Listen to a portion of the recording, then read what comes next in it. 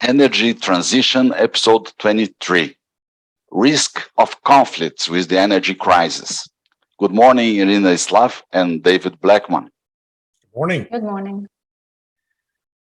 One of the reasons for the Ukraine moment, is my opinion, was the non-licensing of the Nord Stream 2 natural gas pipeline. Where in the world could other conflicts possibly come due to energy shortages and high prices, David, please? Oh gosh, the possibilities are fairly endless. I'm in the process of reading a wonderful new book by the author's name is Peter Zihan. It's called "The End of the World is Just the Beginning," and he's done a terrific job of detailing what is happening in our energy markets and talking about the reality that we are currently seeing. In fact, he wrote all this in January and February, predicted exactly what we're seeing now, which is a complete reorganization of trade relationships, not just as they relate to oil, but of pretty much all goods that are shipped across the seas. But oil is a big focus of what he writes about. And I think he's exactly correct. I mean, we're in the early stages of it today, but as we have a realignment of oil trading relationships, and we see this with Russia, India becoming a major customer for Russian oil now, China becoming a bigger customer for it, Saudi Arabia establishing stronger relations with both China and Russia, and away from the United States orbit.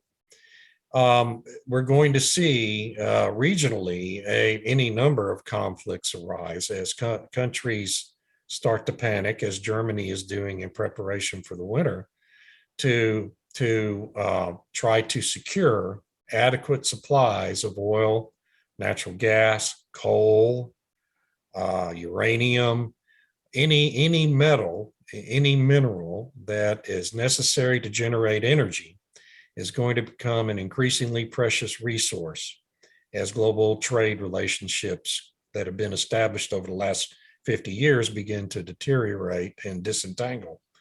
And so the potential for armed conflict is going to rise exponentially in the years to come. And I just think, the media is starting to report on these things, but of course it's a very slow process with the establishment news media in the United States and elsewhere.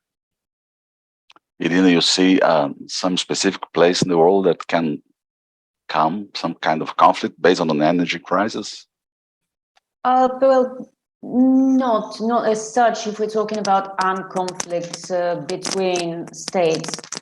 But I think Europe is in for a lot of pain as a result of its compromised energy security, which is Europe's own doing, after all. It's not just Germany being over-reliant on Russian gas, it's also France, which has been strongly reliant on its nuclear energy, but now it turns out it hasn't been maintaining its nuclear power plants well enough, so now many of them are operating below capacity, much below capacity.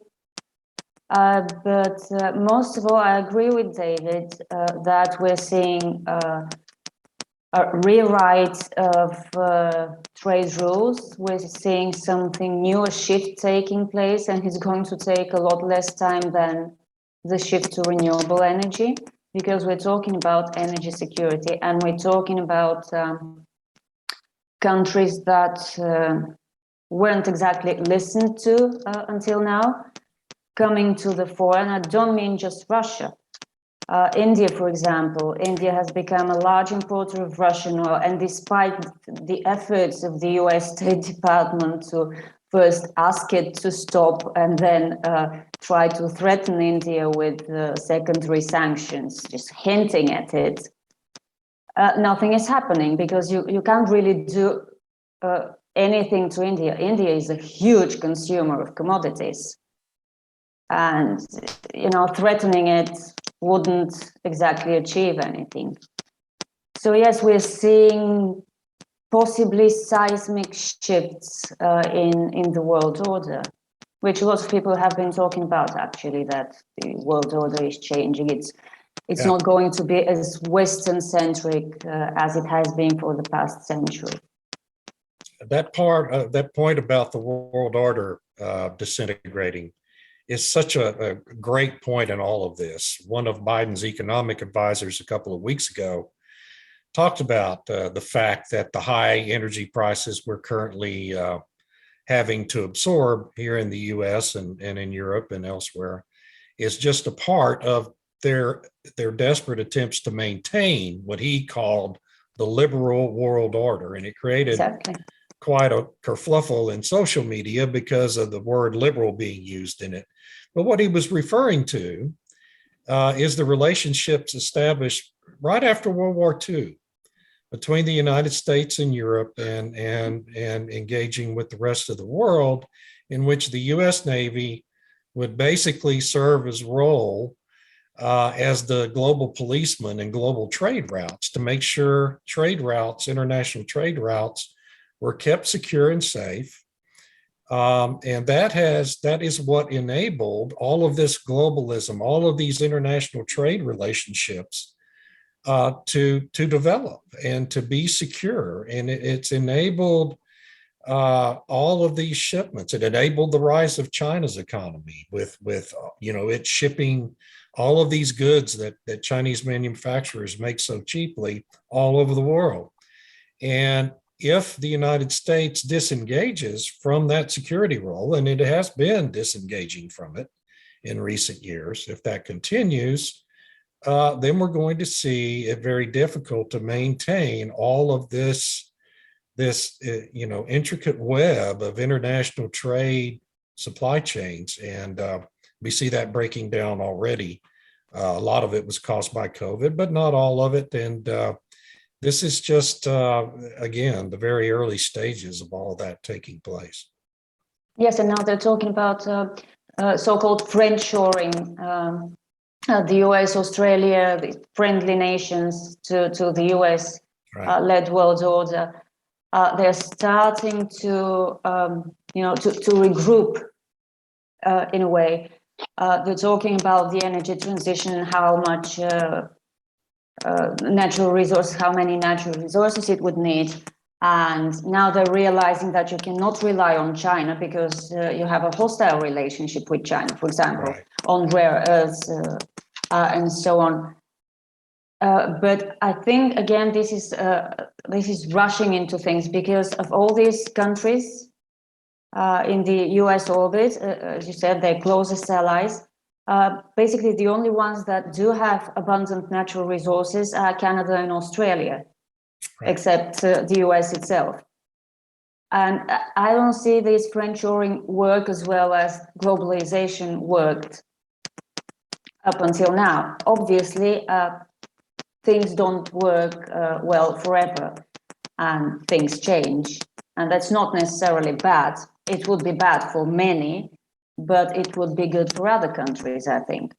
And I don't just mean Russia and China. It will definitely be interesting to watch. But in the short term, during this crisis,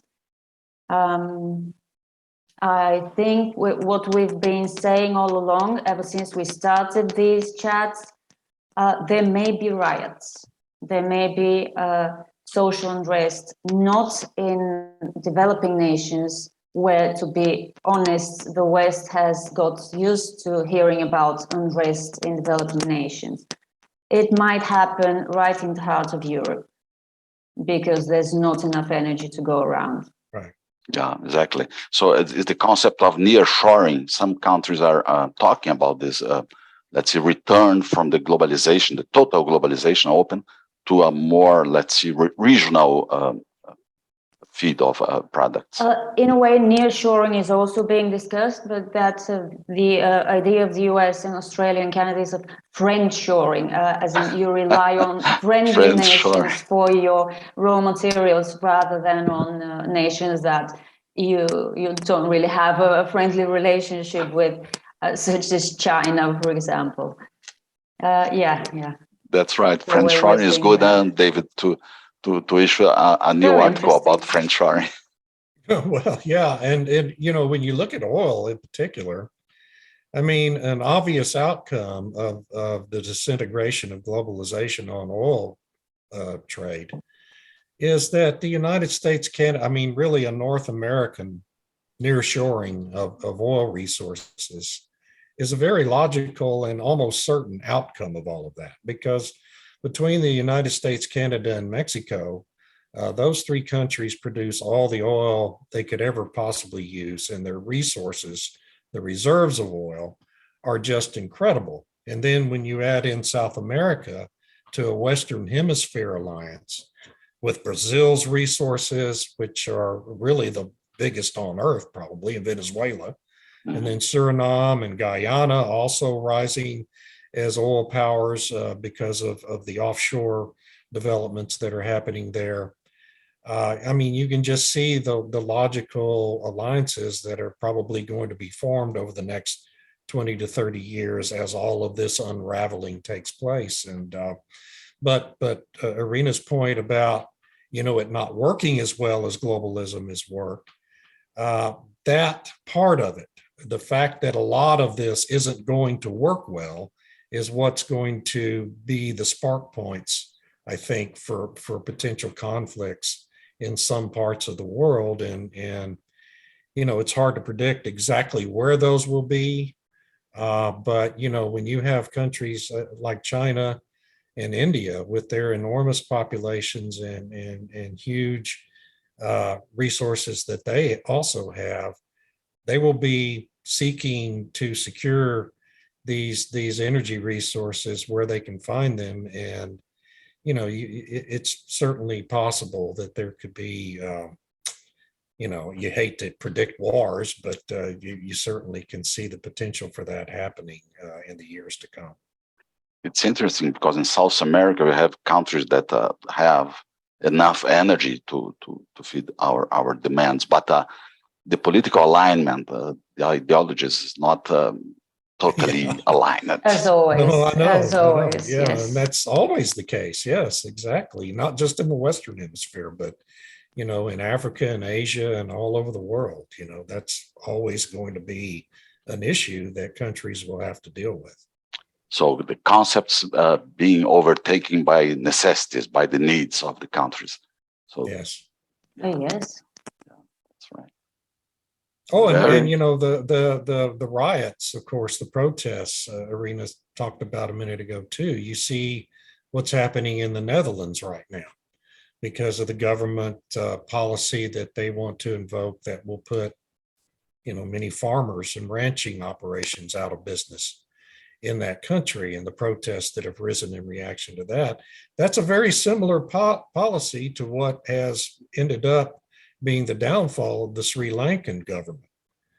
Because, I mean, I guess the last straw for that government was last year when they ordered farmers not to use chemical fertilizers and immediately just change over, at a point in time last April, to using cow dung and organic fertilizers that dramatically reduce crop yields, Really. and now have left the population without adequate food or energy resources. And you see the Netherlands moving to a very similar policy in order to try to reduce nitrogen in their environment. And This is just it's ridiculous. In the middle of an energy crisis, you're fighting nitrogen emissions. yeah, it's crazy. It's really crazy. It's really irrational government policies, and it's amazing to me how these political folks who are making all these decisions never have the ability to think through the inevitable consequences of the policy actions they're taking. Yeah, they probably underestimated the farmers. I think that's that's what's happened. And they should have known after 2 years of anti-COVID protests in the Netherlands. They should have seen it coming. I mean, they should have expected this reaction. But It's amazing. And after just having seen the same kind of thing happen in Canada. Yeah, I that don't know. too. Yeah, how do you not see that coming? It's pretty phenomenal, really. Yeah.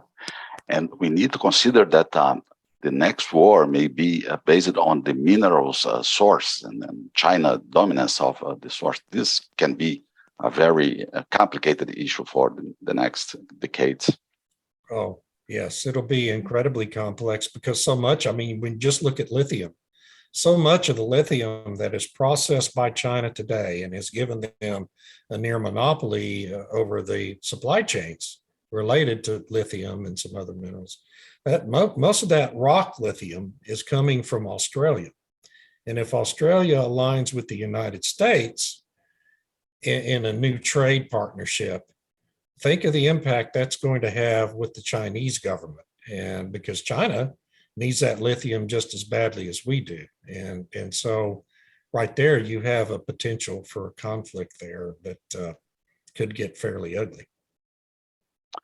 And probably Elon Musk should be a Chinese to solve some dependence of minerals.